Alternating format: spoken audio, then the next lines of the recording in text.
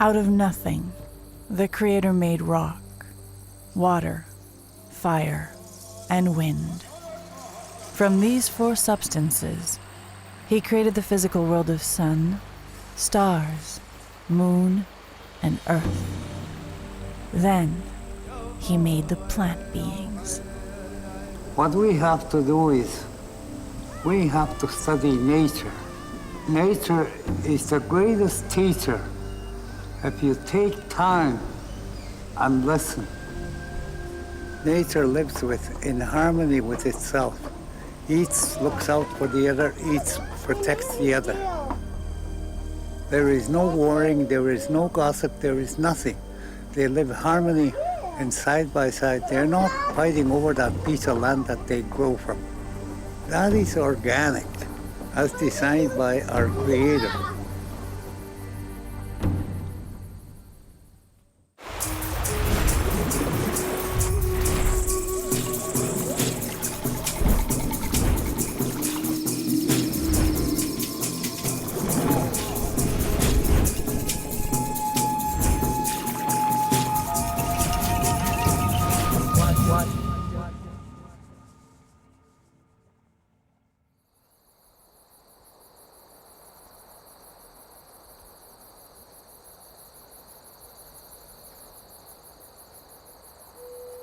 There are four kinds of plant beings: flowers, grasses, trees, and vegetables.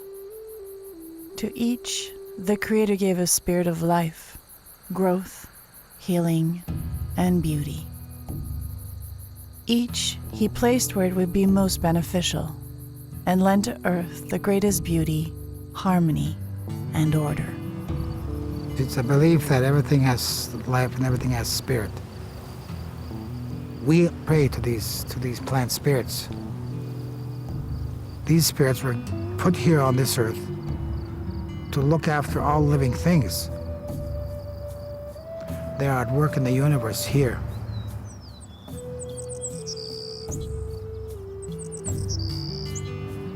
Everything here has a purpose in its natural state, and it's that purpose that we have to try to emulate within that relationship with these plants. Our people believe all life is connected. You certainly hear from the mainstream society, it's good to talk to your plants. And that's taken quite seriously with the First Nations. After plants, the Creator made animal beings, conferring on each special powers. Last, He made man, the keepers of the earth. You know, we'll take care of you. We'll deal with your enemies, you know, the other weeds and the other competitors. And in turn, you can feed us and take care of us at some point. Our people were food secure at one time before the treaties.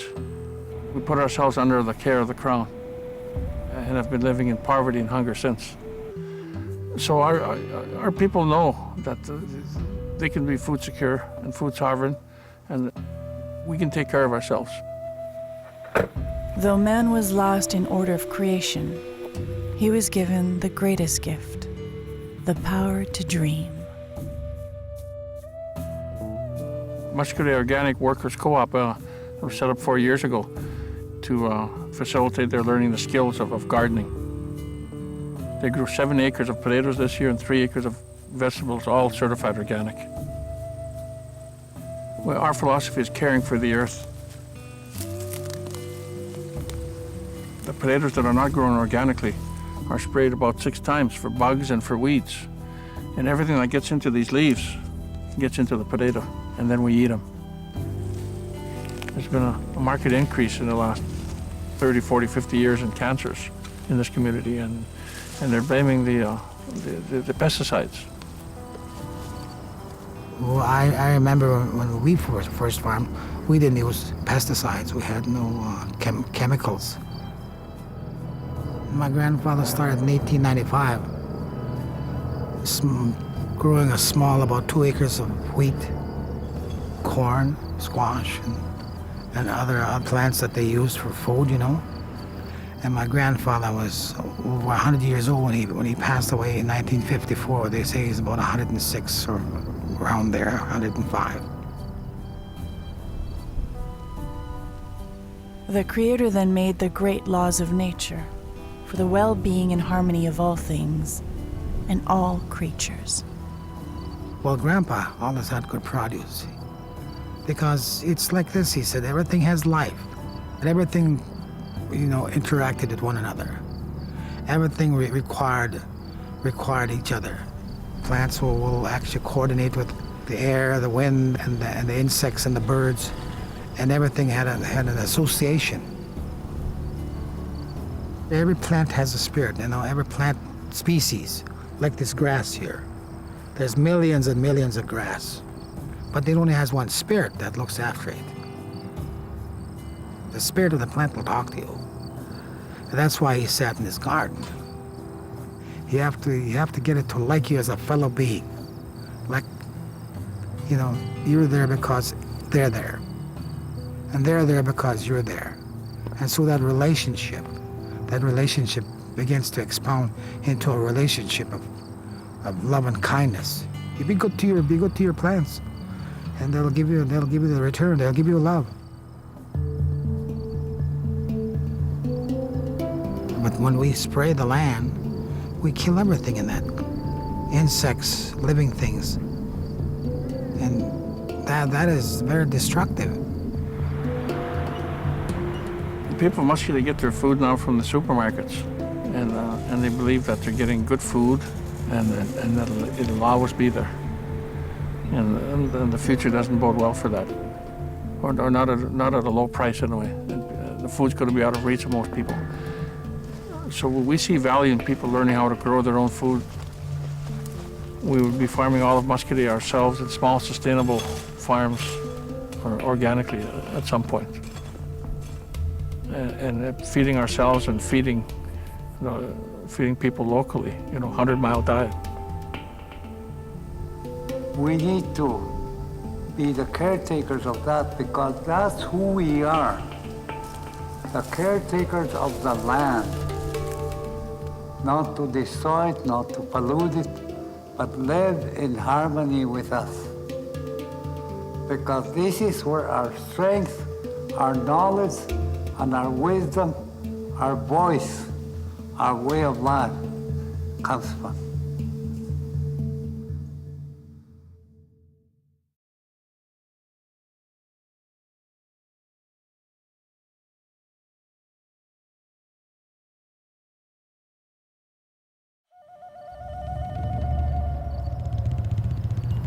Well, Grandpa, he had this theory.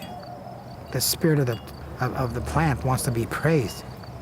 And so you talk to the spirit of the plant.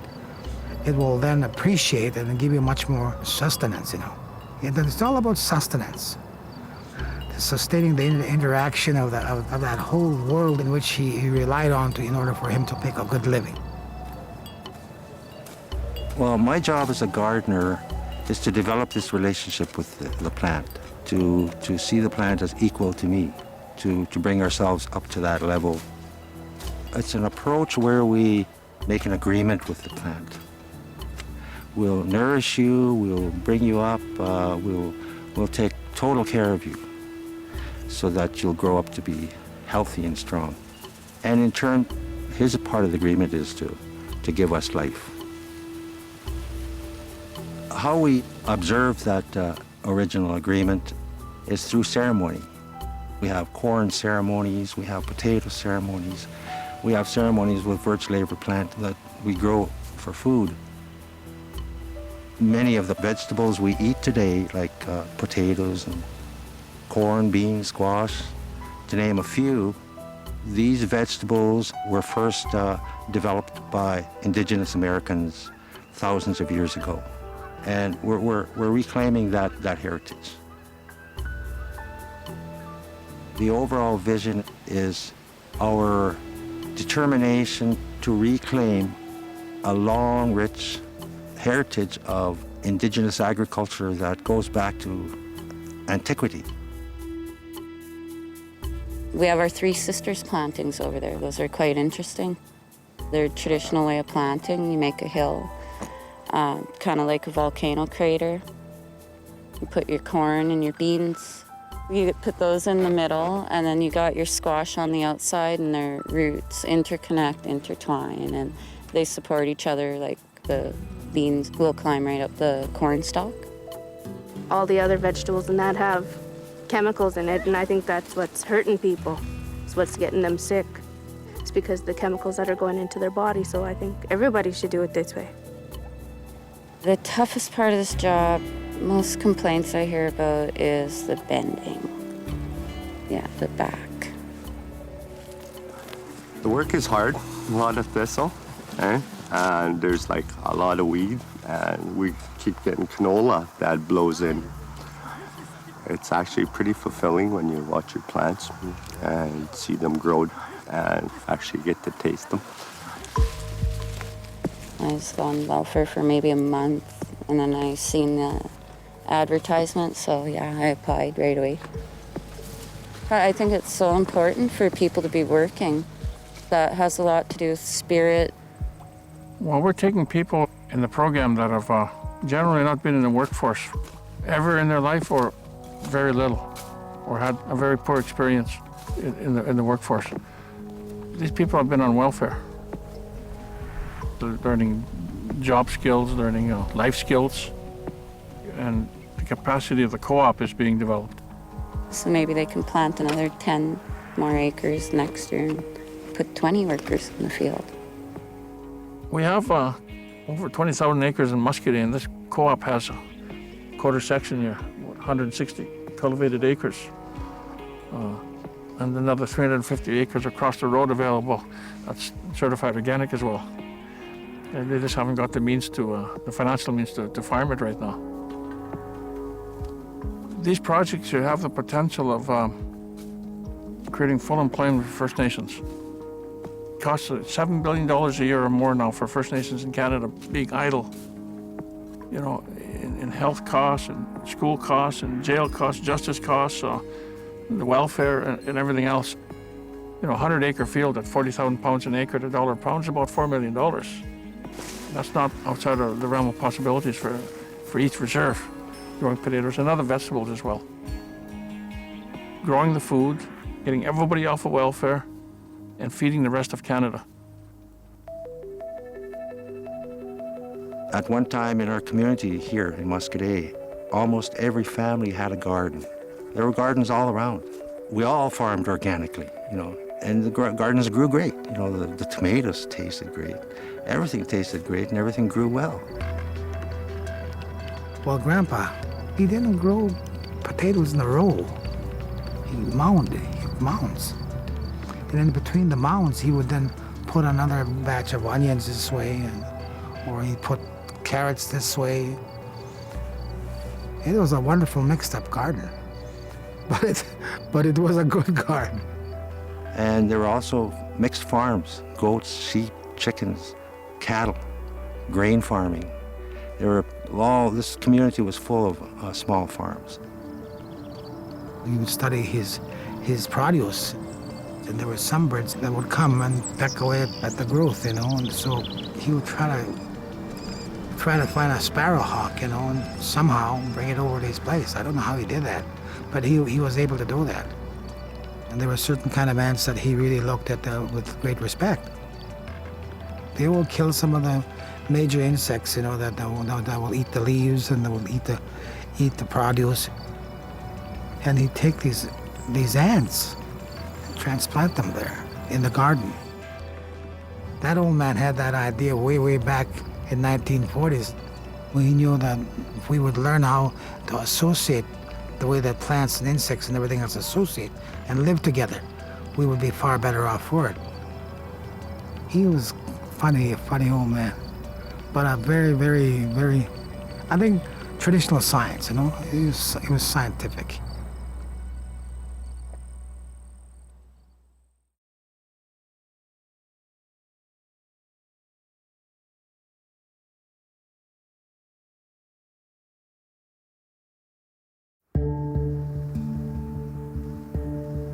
Our farms just disappeared.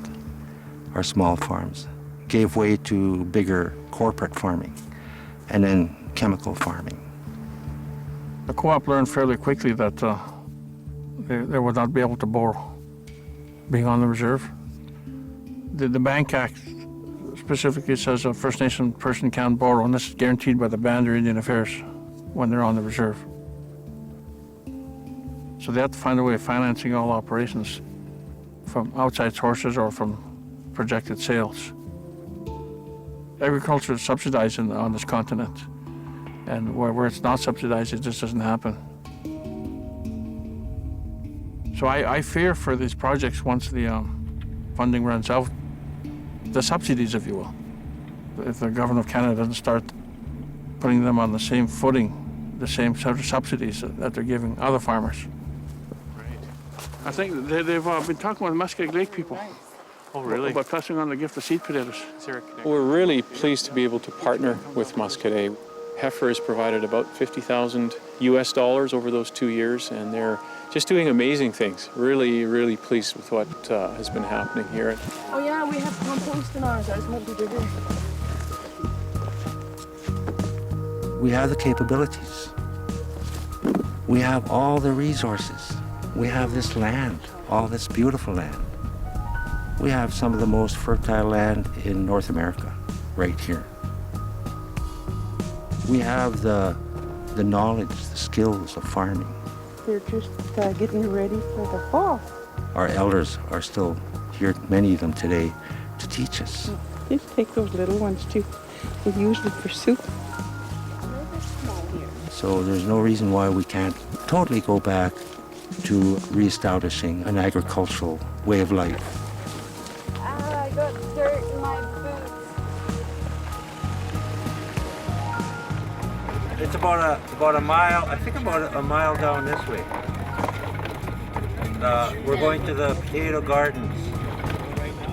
Part of our mandate as Muskoday Organic Growers Co-op is to share our garden bounties with our community.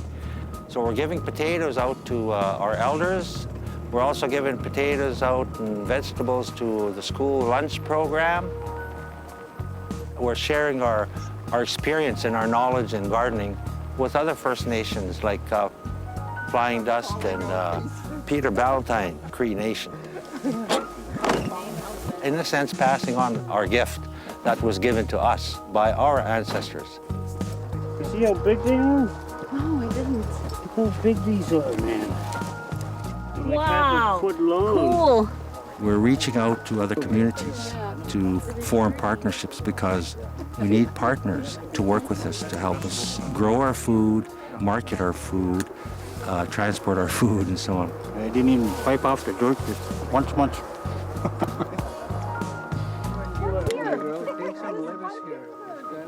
Another way to double your yield is to put more plant nutrients. And there's certain things that you can put on that are certified for organic. They sell fertilizer made out of alfalfa pellets, for instance. The partnership with Peter Ballantyne, or the collaboration with Peter Ballantyne, it means they're going to have access to dried fish bones and parts. And they're going to dry them and grind them up and For the compost. for fertilizer. That's good. We're just entering the organic food industry. And it is one of the fastest growing industries in North America, in the Americas, in the world. I'm getting a lot of inquiries from First Nations across Western Canada about what's happening here and how can we do the same? How can we work on our own food sovereignty and our own food security in our First Nation?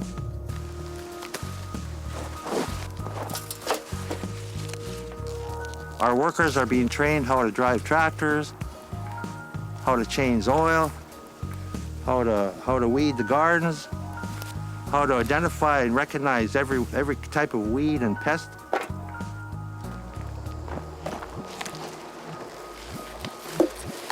It's always good to learn, and I'm sure in the future I'll be teaching my children, and hopefully they'll be feeding their family.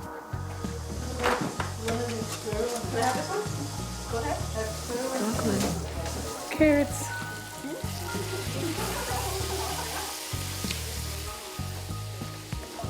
They have a weird taste. They look like potatoes, but... Oh, well, that's why you don't like them, because you think they're potatoes. I love them. Mashed turnips and carrots.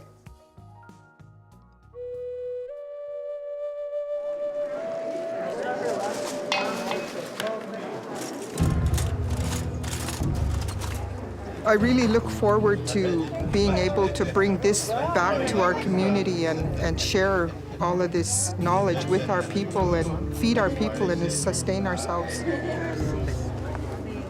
Gaining that independence and just people in the community learning new things and knowing that you can get out there and do it yourself. You don't have to depend on anybody to do it for you. But it's knowledge that we already have. We have to understand that teaching and then apply it in our communities, from one community to the other. And then that will create unity and a voice for one people.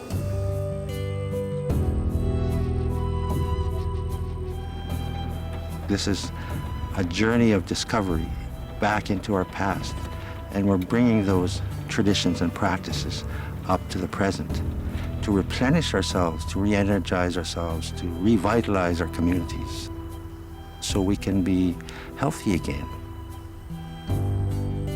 And so, by following the great laws of nature, all beings can live in harmony with each other and be one with nature.